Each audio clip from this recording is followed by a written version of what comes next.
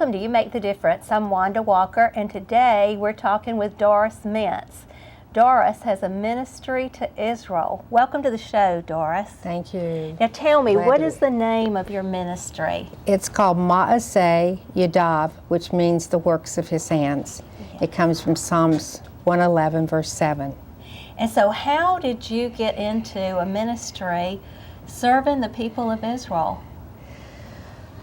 Some friends of mine and myself were on a tour to Israel, and we had been in a hospital, and we had taken some stuffed animals to children, and we just had the opportunity to touch the lives of the mothers and fathers, both Israeli and Palestinians, and just see the children's face light up from just a simple act of giving a gift. And then God opened a door that we could pray for their healing right then and there. So when we got back on the bus, it was just like God just pierced our hearts and said, "Comfort ye, comfort my people." Yes. And so we came home and we formed a 501c3, which is a humanitarian nonprofit organization. Yes. And so how many times have you been to Israel now? I've been 9 times, but the 2 other people that were on the bus that we made this decision with, I think those 2 together probably been to Israel 50 times. Okay, and so what do you do when you go to Israel? How do you minister? Do you carry gifts, or tell me how it works? Okay. During the year, we talk with different people in Israel, whether it be the director of a Holocaust home or a director of a children's home or a shelter. And we find out what their needs are. And so then what we do is we just network. We network with churches, synagogues, Messianic congregations, Sunday schools, women organizations, men organizations, and we just share what our needs are going to be, because we make a list. And this year, for instance, we are collecting money for a portable bomb shelter to be located either in down near the Gaza or up near the Golden Heights. We're collecting money for new tennis shoes for a teen shelter. We're collecting money to support 2 babies for a full year for young women who've chosen to keep their babies. Yes. We're collecting 300 twin sheet sets for all the shelters. We're collecting money to buy hoodies for the children's orphanage. There's about 100 kids. And we're collecting money to purchase new bathrobes for the Holocaust survivors and also for the aging. We go to an aging home also in Israel, and we love it. So now that is a lot of things that you have to get over to Israel. That's correct. My house right now is full of about 42 boxes. Yes. Going to Israel. And when we receive all our quilts and finish making all our blankets and get all our supplies, we'll probably have close to 100 boxes to go into Israel. And so do you go on the same plane as those boxes? How do you coordinate getting there and with your boxes and ready to go? It's a blessing from God. We have been given the opportunity to ship our things to Albany, New York. They are then put on a pallet, and they go in a container, and they go to Israel, and then they're warehoused for us until we come in October or in May, whichever one the shipment's going for. And we take our bus and our group, and we go and we pick up for that day who we're going to be going and blessing. Yes, and it's really important to you that you don't just send those things to Israel and let them be distributed by maybe heads of organizations, but that you go yourself, right? Tell me about why that's so important.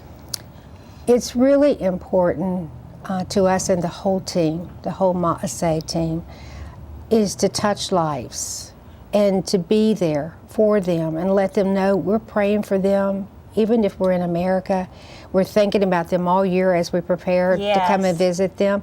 And we've been visiting the children for 9 years. Wow. And the Holocaust survivors. So they're part of our family. And we know that they are part of our growing in Christ, but also we're part of their healing. You know, each one of us want to be touched in a way that's significant and that you feel that you're being cared for deeply. So we would not just collect something and send it. No, we're a hands-on, love on you, be with you, nurture you, Yes. and care for you. Yeah. Love you. Love With you. the love of the Lord. With the love of the Lord, Yes. absolutely. Now, tell me about the bomb shelter. You have already done one of those. Yes. Tell me about that, and tell me about the ceremony. Okay. That was so awesome. Yes. We were at a meeting in Washington, D.C., and we saw a young man from the IDF get up and give a talk about his brother, who the Hamas had kidnapped. They had murdered him, and they will not release his body to his family. And Wanda, right then, I just felt the Lord saying, you will dedicate this shelter to Hadar Golden. Yes. And when we got home, money came, it just poured in. Yes. And we were able to call the Rabbi Bowman from Life Shield and say, we have the funds to do this.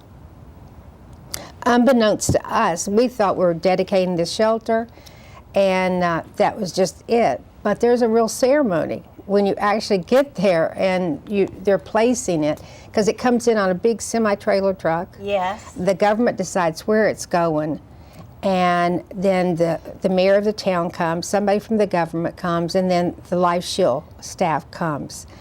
And everybody there were just so touched by the fact that we were leaving a legacy. We were helping to save a life. And you know, they say when you save one life, you save the world. Yes. And we contacted, before we did that though, we contacted the mom and the brother to make sure that the family was okay with us doing this. And they were just so touched. I think the mother and I cried on the phone together, Yes. you know, thinking about this. And during the ceremony, what was so beautiful about it was, unbeknownst to us, Hadar Golden had selected this kibbutz for his engagement party. Wow. And that's only God. Yes. Yes. So you have probably met lots of important people in Israel through your ministry. Is that right? We've met a lot of folks in Israel. Yes. Important. And All of them are important, aren't exactly, they? Yes. exactly. Because one of the things when we were raising money for the bomb shelter, God taught me a real lesson. I got an envelope from Southwest Virginia, and inside the envelope was a $1 bill, and it said, "We love Israel. Oh, This yes. is for the bomb shelter. This is all we have." Oh. And all I could think about was the widow's mite. Yes. And so it really rededicated my life to serving all people equally Yes. and value them. It doesn't matter who they are, you know? And so, but we have been fortunate to be in homes of the consulates Yes. and to meet other government officials, lots of rabbis. We've been given a tour of the great synagogue by the rabbi there, and he sang for Wow. us. Yes. I mean, that's an honor. Uh-huh. We've danced in the streets, you Yes. know, with the Torahs. Yes.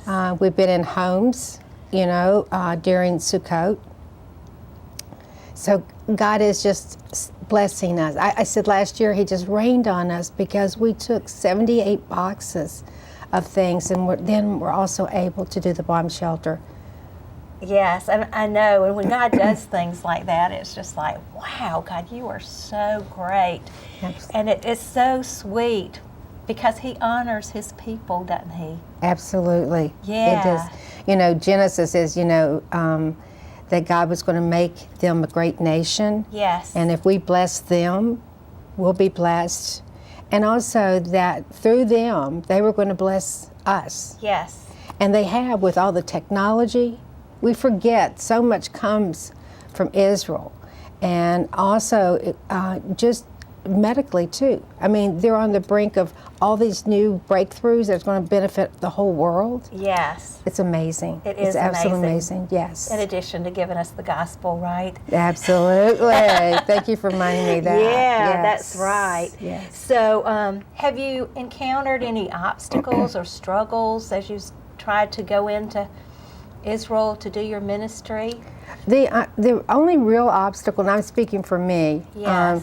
was when we were trying to figure out how to afford shipping, Yes. because it was thousands of dollars, and we struggled with that for a few years, and had to take money out of savings and things like that.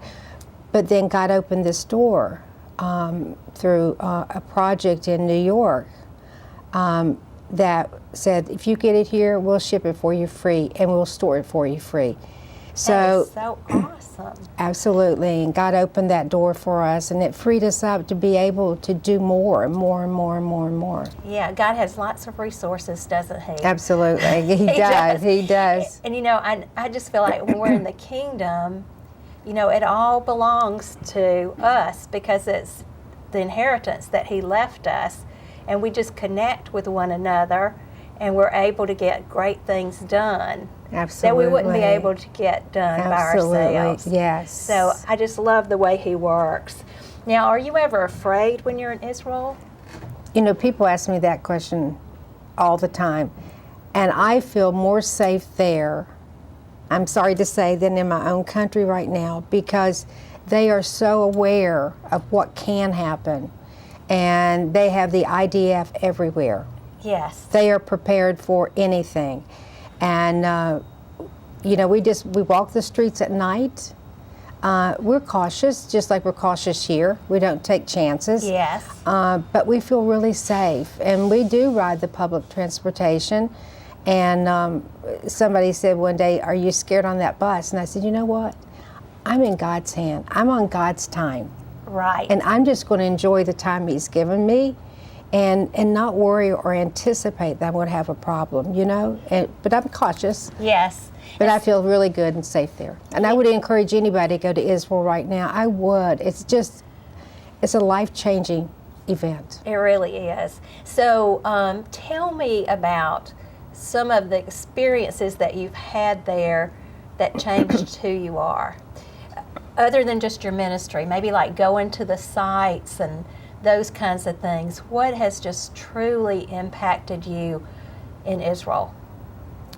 There's so many. I would say going to the Garden Tomb and actually sensing God's presence there, and knowing that He was laid there, He arose from there.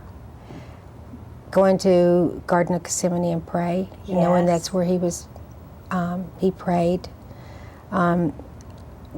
Just being on the boat on the Sea of Galilee and just closing your eyes and sensing the presence of the Lord there and knowing what happened there with Peter.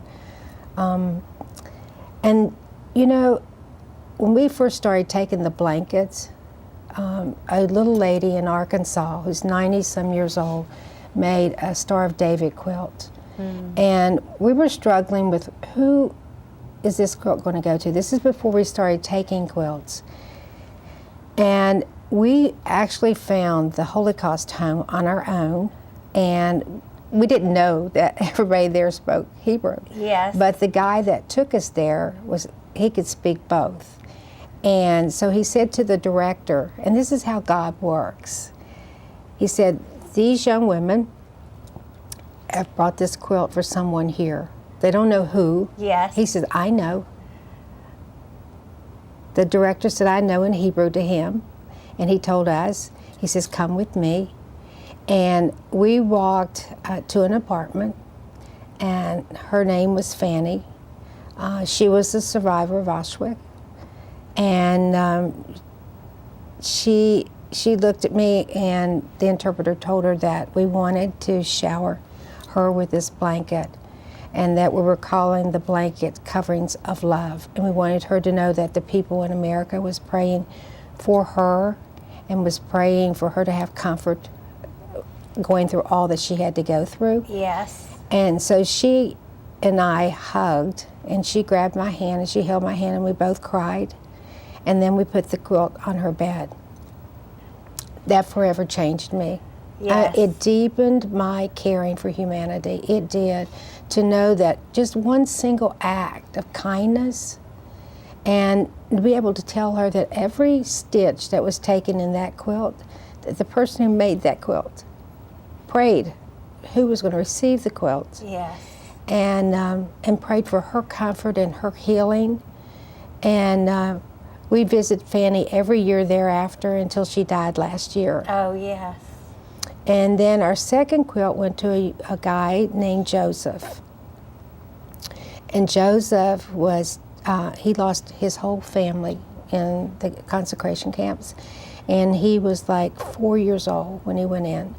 And he was abused, both physically and mentally. Yes. And we just spent time with him. He made tea for us, and then we shared his quilt with him, and we shared the story about who made this particular quilt for him. And when we got ready to leave, he stood up because we put the quilt on his little day bed, and he said, you know, he said, tonight I'm going to sleep knowing there are people who truly have love in their hearts. Yes. And are praying for me and praying for me to have peace within. And there was not a dry eye among all of us. Yes. So every time you do something like that, it's just so touching. And another simple act was when the children's home, we made 170 quilts or fleece blankets. Yes. And we took it to the children's home, and this one little girl grabbed that quilt like this. And she says, you're not taking it back, are you? You're not taking it back. And they loved it. Yes. They loved the fact that this quilt was made special for them. None of them were alike, so they were individual. And when we gave them to them, we talked about how unique they are in God's eyes. And, Yes. and also that He created them, and He just wants to prosper them, and that even though their situation right now might not seem what they want it to be, it will change. God has plans for them. Yes. And so every time we go back now, they look forward to us. You know, this year we're raising money to buy hoodies for them. Right. You know, and we're making scarves for them. So it's like we get to go there and have a huge birthday cake and say happy birthday to everybody at one time and let them know and share scriptures with them, you know. And just this time we're hoping we're going to be painting and cleaning their therapy rooms. We're taking hand puppets and things like that just to make their healing process just be so abundantly blessed by God. Yes, You know? And that's what we yes. pray for. Yes. And I'm sure these stories are causing people to want to go with you to Israel. Yes. So and maybe to give gifts or money. Yes. So let's tell them how they can do that. Okay. Can I first tell you what we're doing this year? Yes, Okay. definitely. We are collecting money for the second bomb shelter. Yes. And we will receive donations for that. We're collecting money for new tennis shoes. And you were asking, how do we know what the needs are there? Right. When we were at the teenage shelter last year, or a year before, that we asked them, what do you need? And they said, new tennis shoes. They wanted tennis shoes. So they kind of told us what their needs are. We're collecting money for the hoodies, money for the robes, money for hats and gloves for the IDF, sheets and pillowcases, stuffed animals, socks, t-shirts, thermal t-shirts, things like that. But you can make a donation on our website, maaseh.org, and there's a donate button you can push, or you can send a donation to our P.O. Box 972-385, Atlanta 31114. Yes. And so I am sure that probably your involvement in Israel in your ministry has caused you to do other things related to Israel. Tell me about some of the other things that you're involved in. Okay. You know, we wanted to support Israel from America. Yes. And so we have been involved in just sharing with our neighbors the need to pray for Israel, to pray for the peace of Israel, because Israel stands with us, and they're the only democratic country there, and they love all their people. There's conflict, just like conflict here, but ultimately they're all well taken care of if they would just follow each other and love each other. But for the most part, when we get in a cab with a Palestinian, we say, "Are you unhappy?" He says, "No, I love it here. Yes. My son went to medical school. My son's a doctor and this is an Arab." Yes.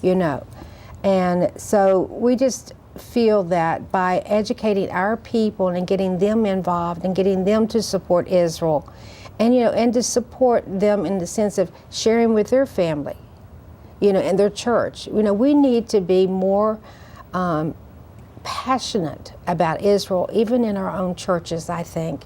We just need to educate our people the significance of this little tiny country, how significant it is.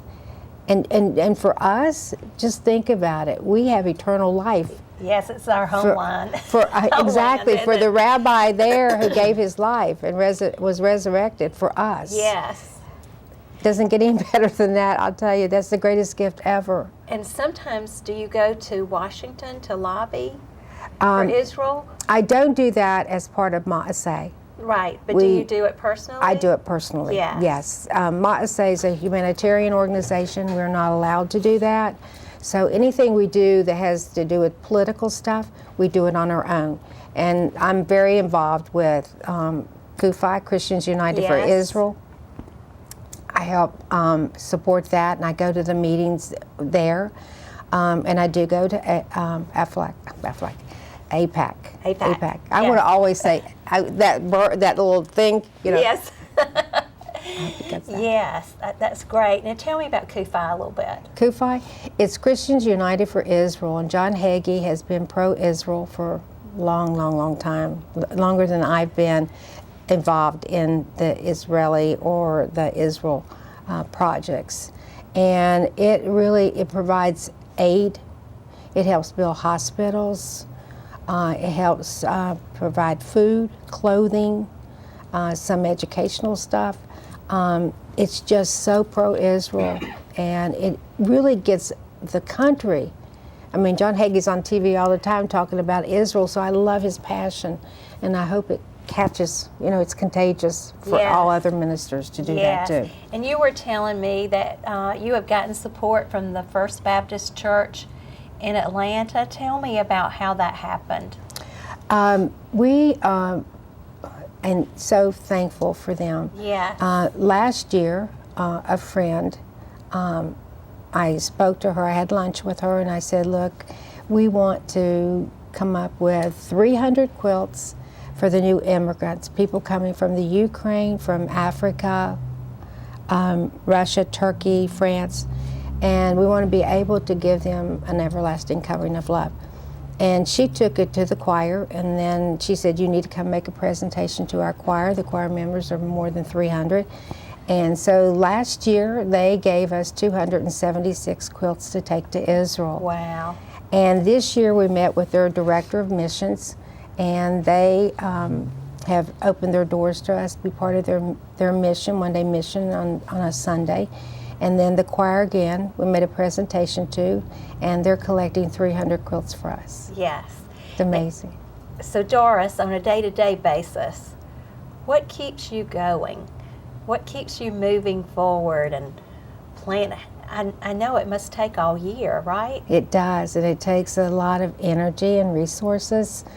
The main thing that keeps me going is watching what's happening. In my home, we grew from 3 people who made the first 170 blankets to now we can have as many as 15 and 20 people there.